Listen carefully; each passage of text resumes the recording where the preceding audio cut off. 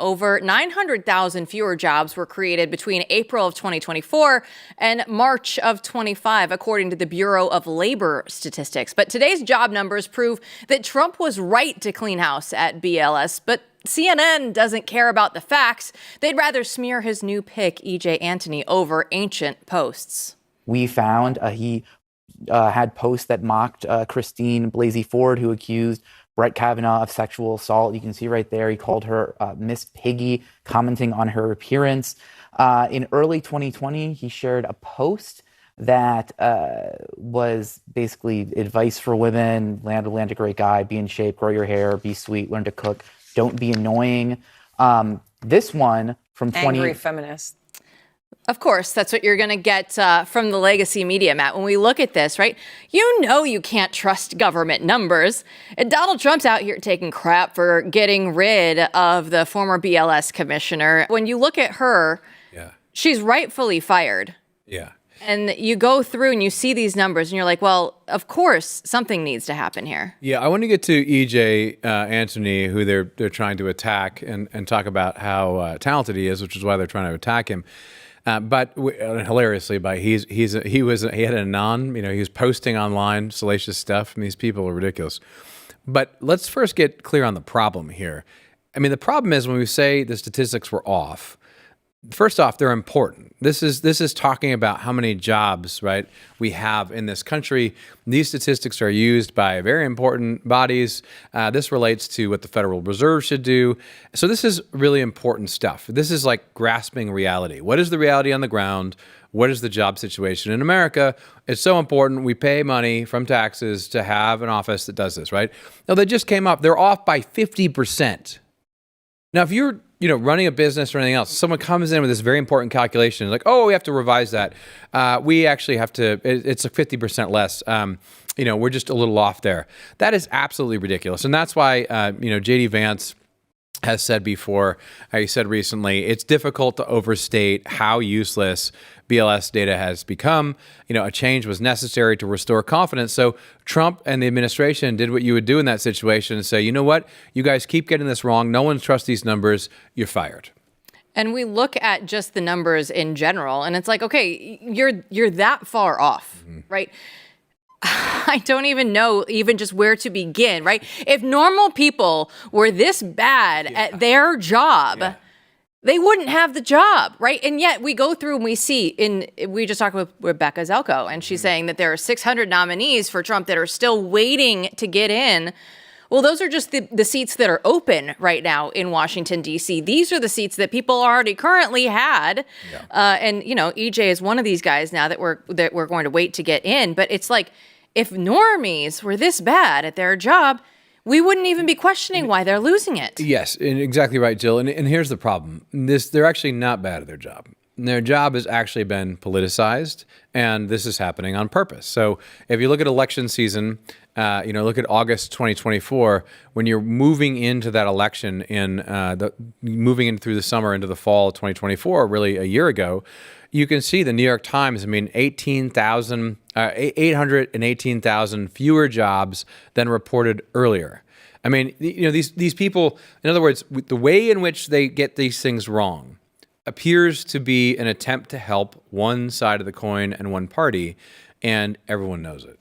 Well, the media, though, they are mad at Donald Trump's new pick, E.J. Antoni. And you heard it there in the clip from CNN. But in that clip where the man is talking, he also posted on X, along with that image, that Trump's nominee runs, he runs an anonymous Twitter account filled with the sexually degrading attacks on Kamala Harris, these anti-gay slurs, and these far right-wing conspiracy theories, right? Like, he's probably just a normal guy, right? If this is what they're saying on CNN about him, he's probably just a very average right-wing conservative guy. Yeah, in terms of political beliefs, this guy's just, MAGA Maha and had an X account that is considered offensive, just like everyone in the audience does if they're on X.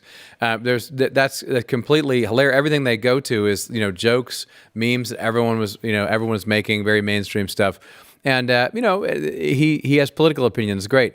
Well, this is America, last I checked. But he also is a very accomplished guy. I mean, he is an econ PhD. We have Art Laffer in the New York Times writing about him, none other than conservative godfather, on the economic right, saying this guy's the right man for BLS because he is a serious economist and because he called in advance the downward jobs revisions in February. So what you're seeing now in the revision of the statistics, EJ, right, Trump's nominee to actually take over and give us true facts about the job market, he called exactly what was going to happen. He knew that they were going to have to revise these numbers. He saw that. He said it publicly.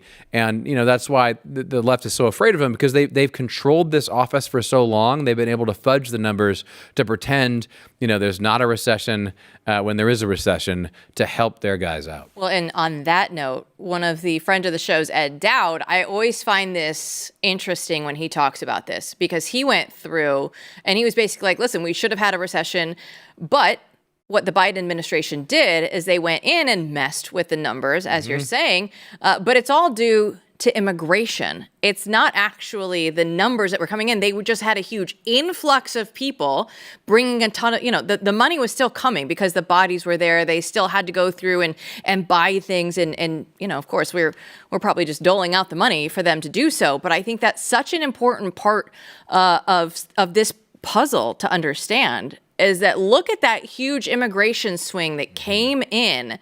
And now, as Donald Trump and this administration are going to go through and they're going to start unwinding this and sending people home, keep that in mind, because things, they might be going down at some point because the numbers themselves were being lied to every step of the way. Yeah, and look, Trump realized this. If we look at his truth tweet, his fake job numbers bit. I mean, to his credit, he was informed that the commissioner who was faking the job numbers before the election. I mean, he's very aware of this.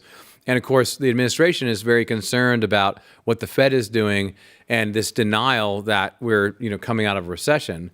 I mean, so we're on to reality. And what I say with this, as a lot of other issues you see today, is that there are a whole lot of numbers we need to look really closely at what we've been doing. Bureau of Justice Statistics is another one, right? A lot of these police stations throughout the country have been misreporting crime, right? What the left has done is distort reality, even when it comes to the actual numbers on the ground, to make things look as if, the reality looks different and suits their purposes. That has to end. Like we can't have a true discussion about what to do in America until we know what the situation on the ground is. And if you can't trust your government to tell you how many jobs have been added or lost, then, you can't have a discussion about the economy. So it sounds like this isn't just some nerdy point about numbers. This is a really important point where throughout the entirety of the federal government, we need to get right on what is actually going on. And that means being very careful about calculating what the numbers look like. Because if we don't know reality, we can't even have an argument about or respond to it. And these people have tried to distort that for a long time. And that's a shame. And it's changing now. And Donald Trump got elected in part because people couldn't afford groceries. And we were being lied to, and we were being told that the inflation number was, 5-6%. And people were like, wait, but I can't afford like ground beef at the grocery store. Something isn't adding up here. So I hope that we take this step today as the first thing of looking at it and saying, okay, let's actually try and figure out, and this is going to be, pie in the sky potentially because it's government numbers still, but at least taking one step closer to actually trying to figure out what's going on and potentially telling the American people the truth. Yes, and remember, there's one obstacle that stands in the way now, right? They got rid of the woman who is in charge of this mess. They got it back on but is it back on the right track yet? No, because they need Antoni to be nominated, and he's already nominated to get in there, right? Same issue we'll be talking about throughout this show and others. We have to get the Senate to actually bring in 600 plus people who need to be put in place because Trump won the election, and Democrats in the Senate are holding that up. This is a guy with a great resume, perfect economist to go in there and do the job. He predicted everything that happened, and he's still going to have to wait until the Senate confirms him.